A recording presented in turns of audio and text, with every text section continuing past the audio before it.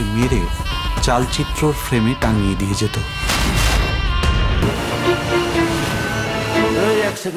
বড়দিনে খাদান এবং সন্তানের পাশাপাশি অপর একটি বাংলা ছবি রিলিজ করছে, যে ছবিটির নাম চালচিত্র, যার টিজার কিন্তু অলরেডি চলে এসেছে। এবং টিজার দেখে যেটা বোঝা যাচ্ছে সেটা হলো এটা একটা থ্রিলার সাসপেন্স, যা ছত্রে ছত্রে রয়েছে রহস্য। এখানে টিজারের মধ্যে যেটা লক্ষ্য করা যাচ্ছে সেটা হচ্ছে এখানে শহরে একটার পর একটা খুন হচ্ছে, প্রত্যেকটা খুনই মহিলাদের হচ্ছে, এবং যিনি খুনি তিনি মহিলাদেরকে খুন করার পর তাদেরকে চালচিত্রের ফ্রেমে আটকে দিয়ে যাচ্ছে। তো অটোমেটিক্যালি শহরের মধ্যে একটা আলোড়ন সৃষ্টি হয় এবং শহরের গোয়েন্দা বিভাগের হাতে যায় তদন্তের ভার। তো কলকাতা পুলিশের একটা দল এই খুনে তদন্তে নামে। সেখানে এই দলটাকে নেতৃত্ব দিচ্ছেন কনিষ্ক চ্যাটার্জি নামে একজন পুলিশ অফিসার, যে চরিত্রে অভিনয় করছেন টোটা রায়চৌধুরী। এছাড়াও বাকি তিনজন পুলিশ অফিসারকে এখানে দেখানো হচ্ছে, যাদের চরিত্রে অভিনয় করছেন অনির্বাণ চক্রবর্তী, ইন্দ্রজিৎ বোস এবং শান্তনু মাহেশ্বরী।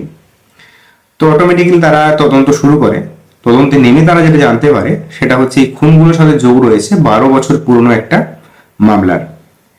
একই সঙ্গে এই পুলিশ অফিসারগুলোর ব্যক্তিগত জীবনও এখানে দেখানো হচ্ছে। তারা প্রত্যেকেই নিজেদের ব্যক্তিগত জীবনে বেশ কিছু ক্রাইসিসে ভুগছেন। কেউ স্ত্রীর সাথে সম্পর্ক খারাপ, কারো গার্লফ্রেন্ডের সাথে, কারো মেয়ে অসুস্থ। তো এই ধরনের বিভিন্ন প্রবলেম সেখানে দেখানো হচ্ছে। কিন্তু এই চারটে ক্যারেক্টার এবং তাদের ব্যক্তিগত জীবন ছাড়াও যে দুটি ক্যারেক্টার সব থেকে বেশি আশ্চর্য করছে আমাদেরকে, তার একটি হলো ব্রাত্য বসু চরিত্র, আর অপরটি হলো বাংলাদেশের অভিনেতা জিয়াউল ফারুক অপূর্ব চরিত্র।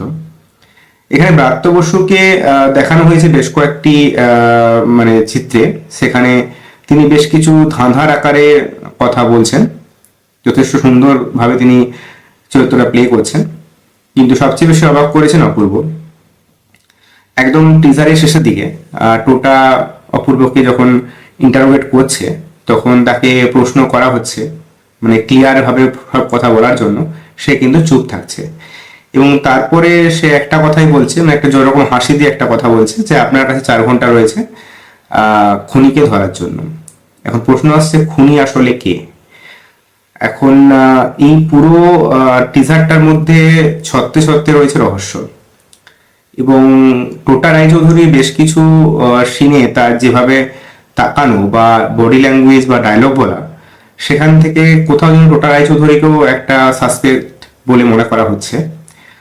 তো মোট কথা, মানে ফিল্মটা হিট করার জন্য বা মানে পুরো সিনেমাটাকে হলে দর্শকমুখী করার জন্য অবশ্যই সুন্দর। টিজার দেখে যেটা বোঝা যাচ্ছে, অবশ্যই আমি তো উত্তেজিত।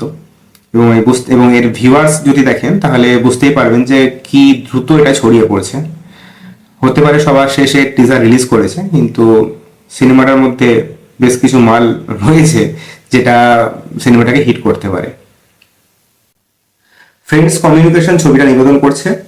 এছাড়া ছবিটা পরিচালনা করেছেন শান্তনু ডি গুপ্তা, যিনি এর আগে মাছের ঝোল বা সাহেব বিবি গোলামের মতো একাধিক ভালো ছবি আমাদেরকে উপহার দিয়েছেন।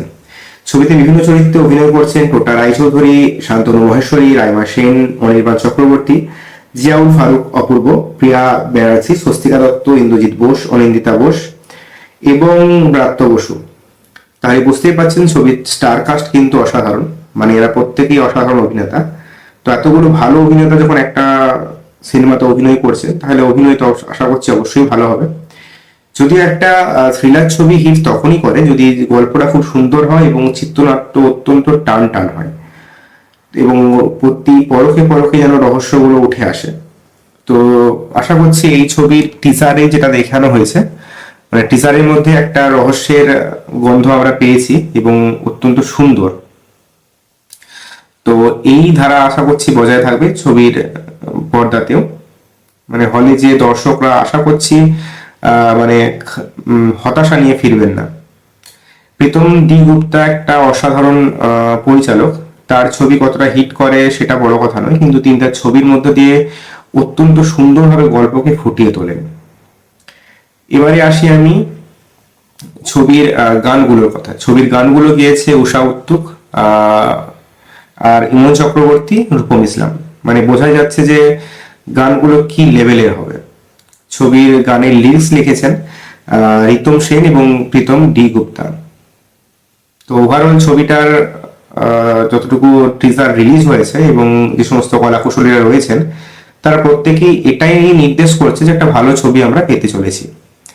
এখন বিষয় হচ্ছে বড়দিনে আরো দুটো ছবি রিলিজ করছে, একটা হচ্ছে দেবের খাদান, অপরটা হচ্ছে রাজ চক্রবর্তীর সন্তান এবং এই চালচিত্র। এই তিনটে ছবি কিন্তু তিনটে ধারার ছবি। কিছুটা মিল যদি খোঁজার চেষ্টাও আমরা করি, কিন্তু বাংলা ছবির ভালোর জন্য মিল না খোঁজাটাই ভালো। তিনটে ছবি ব্লকবাস্টার হোক, হিট হোক, এটাই অবশ্যই আমরা চাই। কারণ বাংলা ইন্ডাস্ট্রি সত্যি একটা প্রচন্ড ক্রাইসিসের মধ্য দিয়ে যাচ্ছে। সেক্ষেত্রে যদি তিনটে ছবি একসঙ্গে হিট করে, এগুলো অবশ্যই আমাদের জন্য অবশ্যই ভালো, মানে বাংলা ইন্ডাস্ট্রির জন্য অবশ্যই ভালো। সবশেষে বলবো, চালচিত্র নিয়ে যে টিজার রিলিজ করেছে সেটাকে সর্বাঙ্গীনভাবে রিভিউ করার চেষ্টা করলাম এবং ক্যামেরার সামনে এবং ক্যামেরার পিছনে যারা কাজ করছেন তাদের প্রত্যেকের সম্পর্কে আলোচনা করেছি। যদি ভিডিও ভালো লাগে অবশ্যই একটা লাইক দেবেন, আপনাদের কমেন্টে জানা আপনাদের মূল্যবান মতামত, এবং চ্যানেলটাকে অবশ্যই সাবস্ক্রাইব করে নিন কারণ আরো নতুন নতুন খবর জানার জন্য। তো আজকের মতো এইটুকুই, দেখা হচ্ছে পরের ভিডিওতে। ধন্যবাদ।